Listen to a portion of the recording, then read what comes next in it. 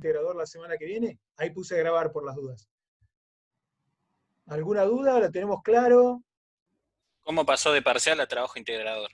Una cosa mágica, ¿no? Lo que hace la virtualidad y cómo le quita presión, ¿no? Ese cambio de palabras, ¿no? ¿Qué tenés? Un trabajo integrador y te estás jugando el code. No, igual tranquilo, siempre se puede recursar. No, es una instancia de control, no, nada peligroso. Fuera de joda, si alguno está medio desatento a clases pasadas, a las 5:30 les voy a mandar a través del grupo divididos en 3 temas que tienen que ver con, cada uno va a agarrar el que esté más cercano a su letra de comienzo del apellido, ¿sí? No, ahí no se confundan, pero ¿qué va por nombre? Apellido. Lo que importa acá es el apellido. Se lo voy a mandar 5:30 y les voy a mandar ahí también mi dirección de correo, que ustedes ya tienen, pero se los voy a recordar ahí por cualquier cosa. Y hasta las 9:30 tenemos tiempo de solucionarlo. La verdad es que este trabajo yo lo estoy tomando con otros cursos que tengo también y tuvimos una sorpresa. La sorpresa es que no funcionó abrir las clases Zoom en ese momento porque están todos atentos al trabajo y la verdad es que tuve que ir al psicólogo virtual porque estuve casi 40 minutos mirándome a mí mismo en la pantalla, ¿no? Con todos desconectados, y les juro que no es lo más sano que le puede pasar a una persona, esperando a ver si en algún momento alguien preguntaba algo. Entonces, lo que vamos a hacer es durante las 4 horas que dura la actividad, yo voy a estar atento al celu.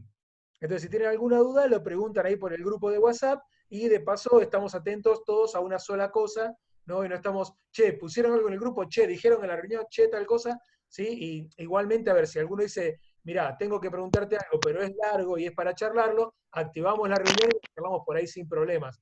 Pero no es lo más sanito, no ha sido útil el abrir la reunión de Zoom. Así que vamos a estar atentos a través del WhatsApp que tenemos con el grupo. ¿Se puede Bien. mandar audios?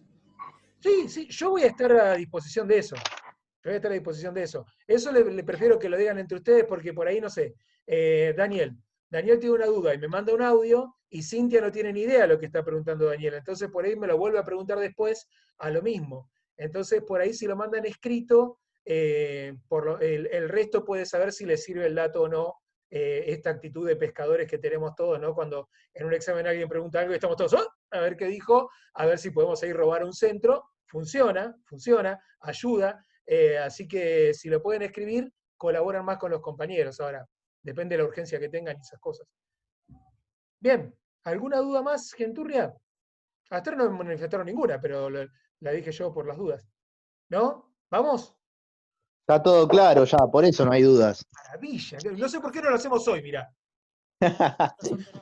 Exageré un poco. Bueno, vamos a compartir la pantalla. ¿Dónde está Hilda? Acá está Hilda. Bien. Ya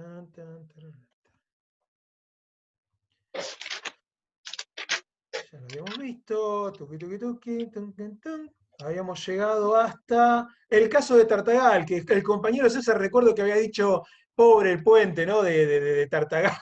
Y es cierto, es una historia de nunca finalizar. Yo le había dicho, sí, casualmente tenemos fotos del puente, ¿no? Y acá tenemos, si lo pueden apreciar, ¿no? El puente de Tartagal. Lo que habíamos dicho que afectaba de alguna manera era esta situación de riesgo en la que se encuentra no solamente el noroeste argentino o el norte argentino en general, porque es una situación que se da en distintos lugares del mundo, pero vamos a explicarlo rápidamente. Para los que les interesa la cuestión de los movimientos sociales, hay dos movimientos importantes en el norte argentino, el MOCASE y el MOCAFOR, que es el Movimiento Campesinos de Santiago del Estero y Movimiento Campesinos de Formosa. Estas dos organizaciones tienen como finalidad el detener el avance del gran sembradío sojero, ¿no? Pero no por una cuestión de no queremos soja, sino porque en realidad tiene que ver con que avance la soja hace que retroceda mi espacio. Hagamos de cuenta que cada uno de nosotros somos familias que tradicionalmente tenemos ahí nuestro desarrollo. Y es muy común en estas zonas que vengan grupos patoteriles y desplacen a los que viven en estas zonas, no sé, prendiendo fuego a las casas, intimidando, matando de vez en cuando a alguno, y hace que estas personas que viven en esta zona tengan que retroceder. Al retroceder estas personas utilizan zonas que anteriormente estaban cubiertas en gran parte por arboledas para la plantación de cualquier tipo de cereales, más que nada la soja, ¿no? Este oro verde que dirían en la Argentina del 2000. Las comunidades aborígenes tienen ese problema también. Claro, claro, sí que sí. Ya lo tenían desde el siglo pasado, pero ahora con el avance sojero, el avance de la frontera sojera, más madera. Entonces, al tener un avance de cereales sobre la cuestión arbórea, la absorción del agua es mucho menor. Al tener una absorción del agua mucho menor en la superficie, esto se desplaza, ahí tenemos al puente de nuevo, se desplaza de una manera vertiginosa, ¿no? Este gran caudal de agua que antes era absorbido, ahora va por la superficie y va arrastrando todo lo que encuentra, normalmente material blando, es decir, tierra liviana que está en la superficie. Y arrastra, como ustedes verán, que no es que pasa el río de la Plata, sino que pasa un barriche enorme. Ahora empiezan los grandes problemas. Fíjense acá el nivel de incidencia de las inundaciones, ¿no? El río sale de la lógica del meandro. Meandro es el nombre que tienen estas sinuosidades que presentan los ríos de llanura. Sale de la zona de meandro y se instala en la zona interna, que supuestamente es zona de altura, de superficie. Bueno, todo eso se inunda. Obviamente, cuando esto empieza a bajar, empieza a impactar sobre la zona que le sigue en profundidad, ¿no? Si yo estoy acá a 26 metros sobre el nivel del mar y esto se inundó, pobrecito el que está en 22 metros porque va para allá, ¿sí? Y esta línea de descenso normalmente va para el lado de Santa Fe. Sí, hay algunas bifurcaciones, hay canalizaciones, sí, es cierto, pero normalmente la línea de descenso va para el lado de Santa Fe. ¿Alguien preguntó algo? Bien, entonces, ¿cuál es el...? ¿Cómo? Perdón, buenas tardes, perdón, pero me cebo. Recién entro, perdón. No, manejate, no hay problema. Entonces, decíamos que... Perdón, te quería hacer una pregunta respecto Sí, a la soja ¿quién? en particular. Alina. Sí, Alina. Yo tenía entendido que la soja, más allá de todo el proceso de deforestación, también por el tipo de planta que es, impermeabiliza el suelo, ¿es así? A ver, la soja no de por sí lo impermeabiliza. Lo que tiene es que, vamos a ponerlo blanco sobre negro. Acá lo tenemos al compañero Matías Ferreira. Matías agarra y alquila tierras que son mías. Cuando yo le alquilo las tierras, se las alquilo normalmente por un sistema doble. Uno puede ser directamente un valor fijo, ¿no? Qué sé yo, te las alquilo a, por decir una pelotudez, 100.000 pesos el trimestre, y el otro es el proporcional a la producción. Cuando es por el proporcional a la producción, acá normalmente se rotan los cultivos porque en realidad le estoy dando una proporción al dueño del campo. Ahora, cuando yo le pago una plata fija, esto cambia, porque yo quiero sacar el mayor rédito posible porque la ganancia es toda para mí. Y el tipo me cobró un valor que se asegura la producción. Si yo soy el dueño del campo, ¿cuál es la diferencia? Que si yo voy a porcentaje, si la cosecha es buena, saco mucha más guita. Pero si la cosecha es mala, tengo mi campo alquilado y por ahí no me queda un pequeño porcentaje de una pérdida, es decir, no me conviene. En muchos casos entonces se pone un monto fijo, te cobro esto. En ese caso agarra a Matías Ferreira y no le conviene usar, que yo, una de trigo, una de girasol, una de... No, soja, una atrás de la otra, una atrás de la otra, una atrás de la otra. Si vos metés siempre el mismo cultivo, lo que se conoce como el problema del monocultivo, el problema es que también tiene una monoabsorción de los nutrientes del suelo.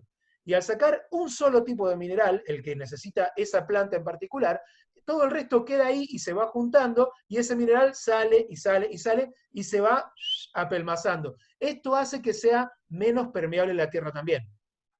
¿Se entiende la diferencia? No es que la soja genera ese problema. Si lo hiciéramos solo con trigo, lo mismo. Si lo hiciéramos solo con girasol, lo mismo. Pero bueno, por eso es que siempre se trata de rotar los cultivos. Pero cuando uno tiene, qué sé yo, tengo un alquiler de un año y le meto un triplete de soja y que se la banque, ¿no? Problema del que viene atrás y que se le inunde todo. Si yo total de acá me voy a ir el año que viene, ¿no? Es el gran problema de los ecologistas. Es decir, ecologistas somos todos hasta que ponen la valija con dólares arriba de la mesa, decía un amigo. Por ejemplo, Mayra. Mayra hereda las tierras de un pariente que vivía en la zona de Pehuajó, 9 de julio, Pehuajó, interior de la provincia de Buenos Aires. Unas tierras de mierda, no importa para nada, llenas de árboles, ¿no?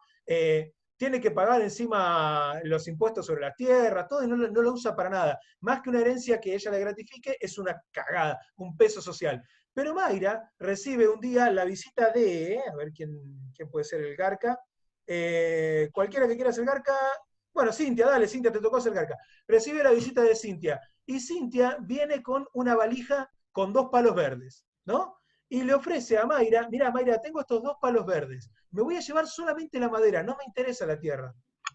¿Sí? ¿Te sirve o no te sirve? Mayra sabe que si vende los árboles, si talan esos árboles, la zona de 9 de julio o de Pehuajó se va a inundar. ¿Lo sabe o no lo sabe? Vamos, lo saben los chicos de primaria, ¿no? Si talan los árboles, hay inundación. Sí, lo sabes. Sí. Sí que lo sabes. Ahora, ¿qué empieza a correr acá? Pero si no lo vendo yo, seguro la garca de Barbie que vive al lado lo va a vender ella, y si no lo vende a aquel otro. Empezamos a excusarnos, ¿viste? ¿Y qué querés? Si no lo hago yo, lo iba a hacer otro, y alguien lo tiene que hacer, plata se iban a llevar. Entonces, Mayra empieza a justificar el por qué lo hace, agarra la valijita con 2 palos verdes, y de última, si se inunda 9 de julio, se muda a Francia. O se muda a Grecia, a una isla. Qué cagada se inundó el 9 de julio. Por eso es que muchas veces los movimientos ecologistas tienen esta problemática de quién los maneja, ¿no? Porque cuando empiezan a tener determinado poder y empiezan a caer estas trampas ahí en el medio de qué hacemos con eso, ¿no? No quiero nombrar ninguno en particular porque yo veo que alguno acá es el subcomisionado de Greenpeace Latinoamérica y me caga trompada, pero sí, son una manga de tranza. Bueno, algunos. En esta dinámica diríamos entonces que la explotación del norte, acá alguien me empieza a escribir por el chat, me vuelven loco con el chat y no puedo dejar de leerlo, es como silenciar los grupos, al final los leo. Chau, para cuando se inunda ya no le encentras más. No, olvídate, una vez que se desbordó, ya está, perdió. Decíamos entonces, el problema de Tartagal empieza ahora a tener influencia sobre las costas de Santa Fe. Y acá empezamos cuando el problema de uno es el problema de todos y cuando es de todos no es de ninguno. La clase pasada dábamos el ejemplo de cuando alguien se manda una cagada en la escuela y entra la directora a decir, ¿quién fue? Y nadie dice nada, si no fue nadie, ¿de quién es la culpa? Y no es culpa de nadie, ¿no? No se hace cargo nadie. Acá pasa algo parecido. ¿De quién es la culpa de las inundaciones de Tartagal? Si yo tengo que empezar hoy a decirlo. Lo dijimos la semana pasada en 2 palabras, pero para motivar esto. ¿De quién es la culpa de las inundaciones?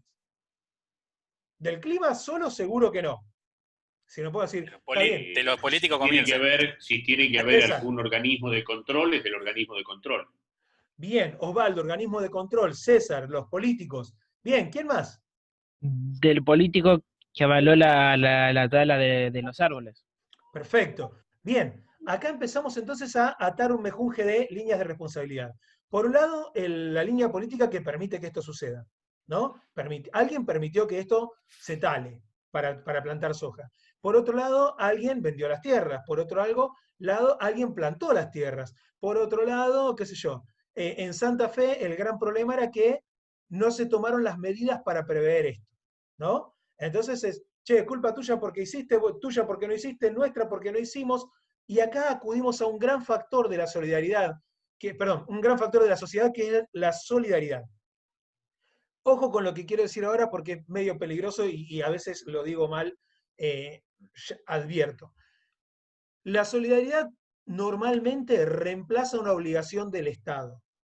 Cuando aparece la solidaridad a trabajar en funciones estatales, en funciones que debería cumplir el Estado, habla de un defecto del Estado en ese aspecto. A ver, en Argentina es muy común que haya, no sé, este tipo de inundaciones. Y enseguida se activan redes de solidaridad, ¿no? Che, juntemos un par de fideos, una lata, una frazada, sale el camión de los caballeros de la ruta y se va para allá, sale el del primo, del tío, del coso que va para aquel lado y lleva tiza para los pies. ¿Está buenísimo que eso suceda? Sí, pero si todo eso sucede es porque el Estado algo no está cumpliendo. ¿Se entiende la diferencia? Es decir, la solidaridad existe porque hay una falencia estatal.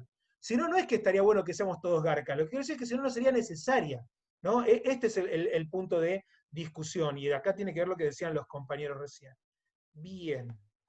Profe, una pregunta. ¿Quién? Tayel, Tayel, diga. ¿esta tala de árboles tiene que ver con los boletos que tiene cada país para, que mayormente los vende para hacer empresas y eso. ¿Los bonos verdes? Los bonos verdes y esos. No, porque los bonos verdes es capacidad de contaminación. Es Ah, cuánto podés contaminar vos dependiendo de los kilómetros cuadrados de superficie que tengas. Acá vos lo que no te dice que está prohibido o no la tala. Lo otro es la cantidad de contaminación que vos podés emitir. ¿Se entendió la diferencia? sí, gracias. Joya, joya. Bien, planificar la emergencia entonces es lo que Hilda nos va a sugerir que todo Estado debería garantizar. En ese planificar la emergencia están estos 4 puntos principales: prevención o mitigación, preparación ante la inminencia, respuesta durante la emergencia propiamente dicha y la recuperación. La prevención o mitigación es algo que incluye mucha guita, que, como decíamos en la clase pasada, posiblemente uno no llegue nunca a utilizar. No sé, yo uso, no sé, instalaciones en Campana, por ejemplo, yo soy de Campana, hago tinglados llenos de colchones, frazadas, alimentos no perecederos, chapas, bolsones de arena para hacer barricadas. Me gasto un montón de guita del Estado para tener esos espacios. Y quizás durante los 4 años que dure mi gestión, en ningún momento hubo una inundación. Es una inversión. Si se llega a usar, se considera inversión. Si no se llega a usar, se considera un gasto público. ¿Se entiende la diferencia? Y por ahí yo dejé de comprar en el hospital, no sé, un tomógrafo. Y empieza la gente, pero el tomógrafo era urgente, esto, no, que yo. Si nunca sale la necesidad de utilizarlo, es un riesgo muy alto políticamente en términos económicos. Entonces, en la gran mayoría de los casos, lo que se hace es dividir la pelota, y ahora lo vamos a explicar.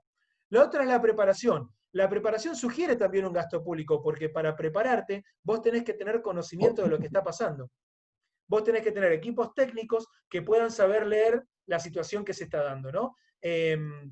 Si alguno es de acá de la zona, hay varios meteorólogos en la zona que cargan cotidianamente la información, ¿no? Hay uno que es pronóstico Campana o algo así, el tiempo en Campana, algo así, que tira con bastante precisión lo que va a ser el pronóstico de cada día. Obviamente a las 2 o 3 días le puede pifiar y le pifia bastante, pero el pronóstico diario le pega con bastante precisión. ¿Por qué? Porque es regional.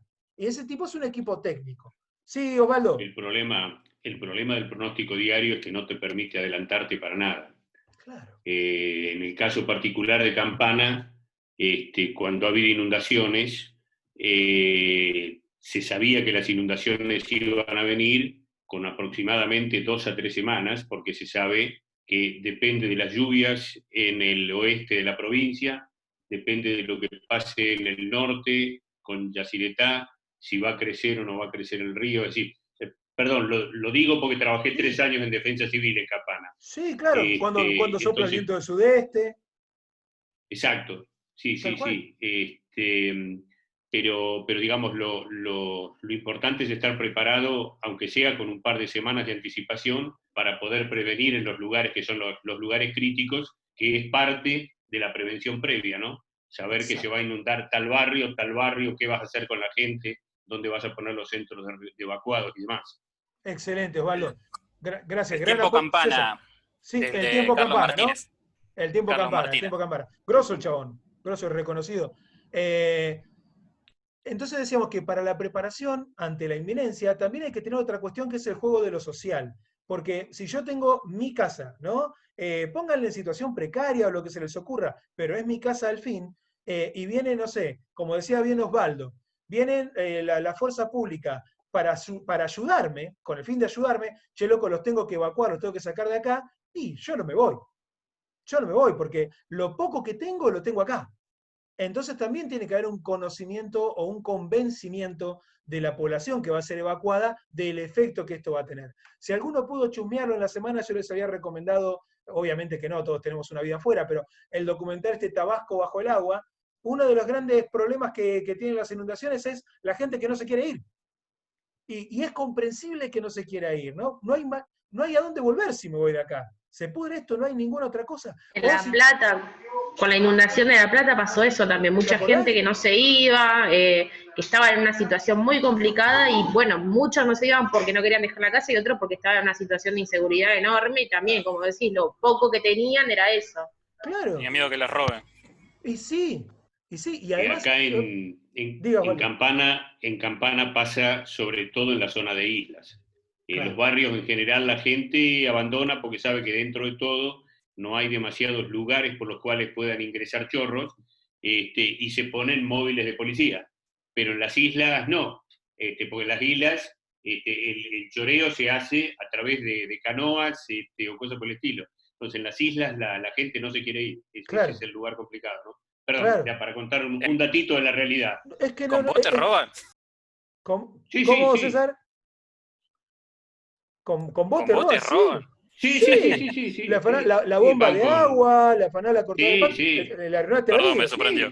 No, sí, la garrafa. La gallina que quedaron en algún lugar alto, Sí. no, le sacan todo. Olvídate, Sí, olvídate. Sí, es tragicómico pareciera, pero es así. Bien. Es trágico. Sí. En la cuestión entonces tenemos el problema de la respuesta, ¿no? La respuesta es qué hacemos durante la emergencia. Y este es un punto delicado, porque acá es normalmente lo que se conoce como una relación de perder-perder. Si sos un ente político y haces, vas a ser criticado por la gente que en ese momento está perdiendo cosas, y si sos un frente político y no haces, vas a ser criticado también. Porque en realidad lo que estuvo mal fue la prevención y la preparación. En la respuesta casi siempre hay una crítica social. A ver, Mayra hablaba de lo que fue la inundación de La Plata, ¿no? En su momento me acuerdo que fue Scioli a recorrerla. Botas hasta por arriba de las rodillas, ¿no? Unas bucaneras se llevó Scioli. Cuando cae Scioli a recorrer la inundación, obviamente le revoleaban naranjazo de todos los costados. ¿Sí qué te venía a sacar la foto, no? Ahora, si no iba el gobernador ni siquiera se presentó. ¿Se entiende? Es un punto que llegó a un punto de tensión social que no hay forma de ganar. Si vas, sorete, no hiciste nada, y si no vas, ni siquiera vino. ¿Se entiende la diferencia? No hay forma de ganarlo porque ya llegaste a un punto de saturación. Durante la emergencia, entonces, lo que se hace es trabajar en dos lineamientos, horizontales o verticales. A veces se relacionan un poco, y ahora lo vamos a chusmear en el cuadro que viene. Y después de esto viene la recuperación, que es un fondo que debería existir en el Estado, sabiendo que existen los potenciales desastres naturales, para ver cómo los saneamos. Lo que decía Osvaldo, si yo sé que tal barrio tradicionalmente se inunda, bueno, ¿qué sale reactivar esa zona? ¿Qué sale llevar a los camiones a que saquen las ramas, a que limpien, no sé, los desagües, a que lleven chapas? ¿Qué sale en guita? Tanto, ¿lo tenemos? Sí. ¿Hay gente para laburarlo? Dale. Eso es la recuperación.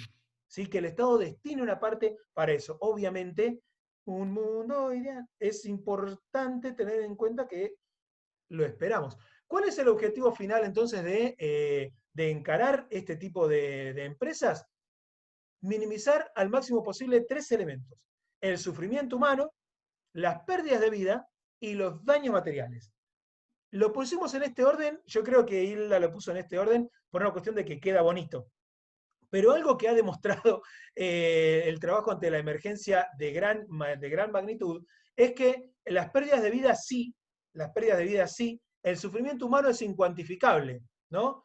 Che, mano, quiero ir a la escuela, ¿por qué? Me duele la panza. En la escala del 1 al 10, ¿cómo sabes cuánto me duele la panza? 0. Andá a descifrarlo, ¿no? Entonces, como es incuantificable, también es incuantificable en contra. Por lo tanto, no le damos mucha pelota.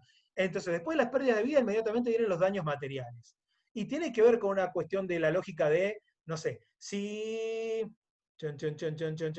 Fiorella es la dueña de una fábrica y su fábrica se le inunda y se rompen determinados motores y algunas estructuras, enseguida va a pedir que el Estado intervenga colaborando, ¿no? Porque si no, si el Estado no interviene, ella no puede volver a hacer trabajar en esa planta a 300 trabajadores que tiene ella, por lo tanto, esto va a tener impacto en la economía, y eso sí produce sufrimiento humano, por lo tanto, ¿se entiende más o menos? Cuando hablamos de sufrimiento humano no decimos poner un grupo de psicólogos y psicopedagogos a trabajar en la contención social, sino apuntar a la cuestión de los daños materiales para sanear de esa manera indirecta la cuestión del sufrimiento humano. ¿Va, Mazo? Entonces serían los daños materiales primero. No me gusta decirlo porque estamos grabando, pero sí, a lo que primero se apunta es a los daños materiales, más que nada porque también son los que tienen influencias político-económicas, ¿no? Entonces, si yo, no sé, tiro en contra de, no sé, Fiorella y compañía que tienen fábricas, si no los ayudo para que se activen. Y me meto a el sector económico en contra y te quiero ver gobernando. Entonces, primero se tratan de sanear esas líneas, para bien o para mal, ¿no? Ahí decimos sufrimiento humano, pérdidas de vidas humanas, ¿no? A más de una, y los daños materiales. Fíjense la inundación de la derecha, ¿no? Un poquito significativa. Nosotros en los textos que tenemos para laburar, tenemos 2 de las inundaciones en Buenos Aires, que les sugiero que elijan la que más les quede amena. ¿Cómo hacen esto? Y leen la primera carilla de una, la primera carilla de otra, tratan más o menos de los mismos temas, pero una de las 2 para el momento del final van a tener que manejar, y van a encontrar ahí como las canalizaciones de Córdoba, las reorganizaciones hídricas de el noroeste de la provincia de Buenos Aires, hace que haya zonas que otrora no se inundaban, y ahora, ante inundaciones que no parecieran tan tremendas, encontrás inundaciones espectaculares. Por ejemplo, últimamente, no sé, la zona de San Antonio de Areco, ¿no? ¿Desde cuándo se inunda tanto San Antonio de Areco? Bueno, hace cosa de 10, 15 años a esta parte, tiene una frecuencia de inundaciones extraordinarias muy por encima de la media. ¿De dónde viene? Y no es que llueve más en Areco, ¿no? Viene de otra corriente de ríos. Bien, responsabilidad. La responsabilidad es lo que ya comentábamos hoy de alguna manera. Al primero que se apunta es al gobierno local, ¿no? Pero si ustedes se ponen a ver, hay una organización que tiene que ver con acuerdos horizontales, que decíamos hoy, y otras con verticales. ¿Qué quiere decir acuerdos horizontales? Yo me voy a poner de acuerdo, yo que soy de Campana, me pongo de acuerdo con Alejandro, que es de Escobar, con Miguel Ángel, que es de, no sé, de Tigre, y con Daniel, que es de Varadero. Entonces, como somos todas zonas costeras, nos vamos a poner de acuerdo como para que cada uno ponga una parte ante la emergencia. Es decir, yo compro colchones y tengo 1.000.000 colchones. Otro compra, no sé, chapas y tiene 1.000 chapas. Otro tiene un montón de mano de obra disponible. Otro tiene los camiones hidrantes. Otro tiene camiones volcadores. Otro tiene... Entonces, ante la emergencia que esta semana saltó con mayor influencia en las tierras de Miguel Ángel, vamos todos para allá y colaboramos horizontalmente entre municipios que tenemos las mismas características. Nos preparamos para un desastre de tales características porque tenemos el mismo problema. Ustedes sabrán que normalmente cuando hay inundaciones extraordinarias hay municipios que lo llevan mejor que el otro. ¿Por qué? Porque también empieza una cuestión del sálvate tú. A ver, si acá se está inundando mi barrio, ¿no? Y yo pongo en la puerta de mi casa sacones y sacones de arena, ¿no? En todas las puertas de mi casa. Eso va a hacer que la humedad de mi casa entre menos. Ahora, ¿por eso se va la inundación de todo el barrio? ¿O eso que no me entra a mí le eleva a otro? Toda la presión que no me entró en mi casa, no entró en la casa de Manuelita, no entró en la casa de Cintia, no entró en la casa de Lucas, de Matías, de Pablo, todo lo que no entró en la casa de ninguno de esos, entró todo en la casa de Lucía. Porque tenía la puerta abierta, entonces entró con mucho más nivel. Entonces, la cuestión de la organización horizontal es un acuerdo entre distintos municipios, pero que anteriormente a la llegada de la emergencia tiene todo un periodo de sálvate tú. Si alguno conoce la zona de la costa entrerriana del río Uruguay, Concepción del Uruguay era una zona de innumerables problemas con las inundaciones. Pero hace cosa de 15 años hizo unos terraplenes enormes en la costa de Concepción del Uruguay que quedaron como un paseo costanero. Bellísimo, está hermoso, pero eso evita que cuando hay crecidas del río de unos 5, 6 metros, pase para el lado de la ciudad. Queda todo en el paseo ese costanero, queda todo cerrado. Ahora, toda esa humedad que antes entraba en Concepción del Uruguay, ahora sigue derecho y se mete en Gualeguaychú. ¿Se entiende? O se frena en la crecida si hay sudestada y se mete en Colón. Y ahora Colón, que no tenía inundaciones tan extraordinarias, hace 15, 10 años que está sufriendo inundaciones fuera de lo tradicional. ¿Va yendo? ¿No? ¿Sí? Gracias. Sí, es muy claro. Ahora, estos acuerdos horizontales apuntan fundamentalmente a la tercera fase, que es la de respuesta. Casi siempre. La primera y la segunda, es decir, hay que trabajar en ese orden, ¿no? Primero la primera, después la segunda, y bueno, si no da abasto, vamos a la tercera y después a la cuarta. El problema es que para la primera y la segunda, a ver, acá hubo un intendente en Campana en la década del 90, que era el gordo Rubén Varela, que tenía un dicho, ¿no? Si no querés perder una reelección, presta atención a la inundación. Como que lo primero que hacía era fijarse en la cuestión de las inundaciones, y después vemos todo el resto. Pero una inundación te tumba un gobierno, ¿no? Era una postura que tenía. Ahora, ¿cuál es el tema con los dos primeros puntos en cuanto a lo que dice Osvaldo? Que no siempre los municipios que están ladeados tienen el mismo color político. Vamos al caso nuestro, si se quiere. En Zárate tenés al camaleón Cáfaro, que es un tipo que muy bien se va adaptando a las líneas políticas que corren en el momento. En Campana tenés un tipo pro duro, y en Escobar tenés un tipo PJ duro.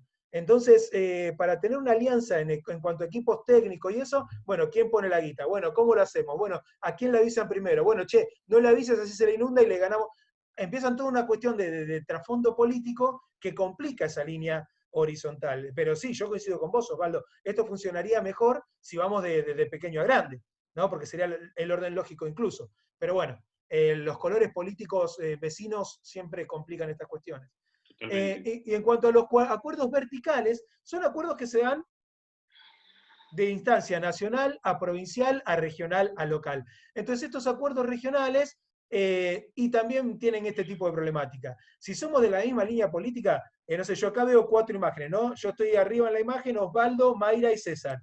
Si yo soy, ponerle presidente, Osvaldo gobernador, Mayra líder regional y César el que está en el municipio que está sufriendo este desastre, si somos todos del mismo color político, genial, vamos a meter todos los fierros ahí para que eso se solucione rápidamente y César tenga una imagen positiva en su población.